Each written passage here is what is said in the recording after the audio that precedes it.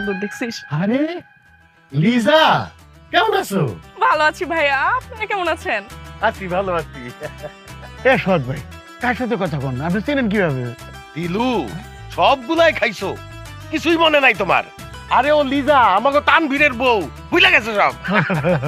আসলে হইছে কি সোহাগ ভাই, ভাবিরে বিয়ার সময় যে শাড়ি গহনা